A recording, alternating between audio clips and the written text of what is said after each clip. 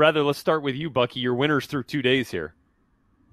I'm going to go with the Baltimore Ravens. The Baltimore Ravens are a franchise that traditionally has always drafted well when they've had the opportunities, and they continue to knock it out the park in this year's draft. We talk about Patrick Queen on night one, but tonight J.K. Dobbins gives them a running back one in waiting.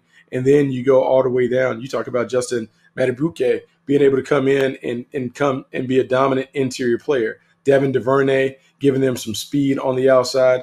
And so they have just continued to upgrade their roster by literally just taking blue chip players that fall into their lap. Yeah.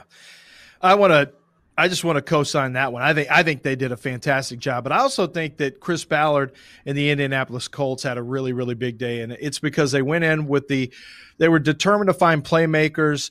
The first pick that they added, of course, you get the wide receiver Michael Pittman, and he had such a nice season this year. He went back to school, really worked on his route running, really tightened up his game, and one of the things that you're going to need with Phillip Rivers is a guy who can win contested catches. We know that, but that's exactly what this big-bodied wide receiver is. He can get down the field good enough, 4.5, 240, but he's got the big, powerful hands, and I think he gives the Colts something they just haven't had, which is a really strong possession receiver. Now, the second thing they did was add Jonathan Taylor. And keep this in mind.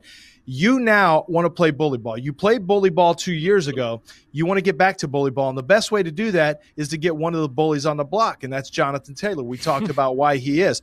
Keep in mind that Marlon Mack is going to be an unrestricted free agent after next season. So this also, not only do you have a 1-2 punch, but it also gives you a chance to take a look at the salary cap ramifications of what Mack may cost you in the future, so it protects you against that as well. So Julian Blackmon, talented safety who is coming back from an ACL tear, so that may take a little while. He's due back this fall. But I thought the Colts did a great job of addressing the need of playmakers, which is a major concern for an offense that just couldn't hit chunk plays last year.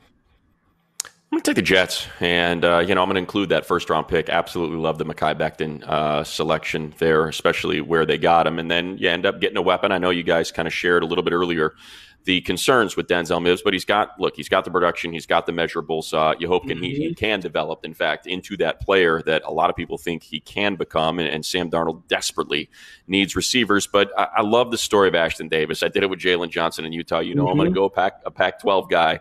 This is one of the best stories in the draft. A 0-star recruit. Don't want to get into his background. I think the network was able to do that earlier today, made it a bit uncomfortable with his background. But Ashton's a baller, and he is a hardworking kid. And man, you want to talk about someone that suffered from the situation we're going through right now with COVID-19.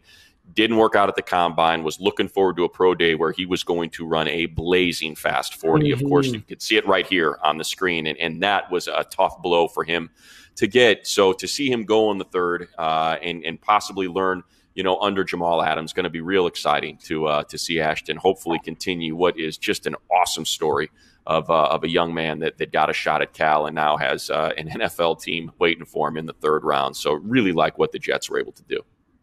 Yeah, I would co-sign that as well with the New York Jets. I'm going to go with the Tampa Bay Buccaneers, just 3 picks, but I thought they really hit it out of the park here, especially with Tristan Wirfs. They're getting their tackle, one of the last of the elite tackles in that tackle run on night one, and then they come back with a ball hawk, man, a bloodline guy at safety. And how about this? Antoine Winfield's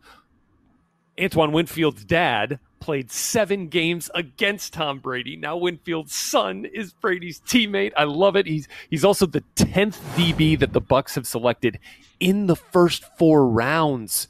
Guys, since 2016, they spent a lot of resources there, but I can't argue with it going there. And then getting Keyshawn Vaughn, the running back out of Vanderbilt, to kind of be that running back to pair with Ronald Jones for Tom Brady, because we know how I know how Tom Brady has loved a stable of backs